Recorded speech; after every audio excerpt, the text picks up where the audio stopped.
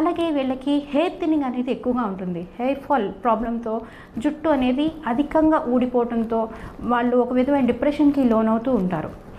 అధిక బరువు అన్నిటికన్నా ముఖ్యమైన సమస్య ఏంటంటే వాళ్ళు ఎన్ని విధాల ఆహార డైట్ అంతా ఫాలో అవుతూ ఉన్నా వాళ్ళు వెయిట్ గెయిన్ అవ్వటం, డే బై డే ఇంక్రీజ్ అవుతూ ఉంటారు వెయిట్.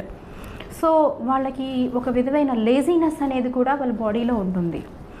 ఈ అన్నిటికీ కన్నా ముఖ్యంగా పెళ్ళైన ఆడవాళ్ళల్లో వాళ్ళు సరైన సమయానికి గర్భం దాల్చాలి అని వాళ్ళు ఫిక్స్ అయినా కూడా వాళ్ళకి ఎంతో రకాలుగా ప్రయత్నం చేసినా కూడా వాళ్ళకి సంతానలేమి అనే సమస్యతో కూడా వాళ్ళు సఫర్ అవుతూ ఉంటారు. ఈ సంతానలేమి సమస్య అనేది ముఖ్యమైన కాంప్లికేషన్ కింద మనం పీసీఓడి చెప్పుకోవచ్చు.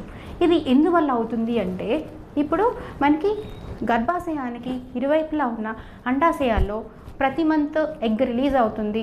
అది ఎప్పుడైతే ఫలదీకరణం చెందుతుందో ఒక బిడ్డ రూపేణా బయటకు వస్తుంది.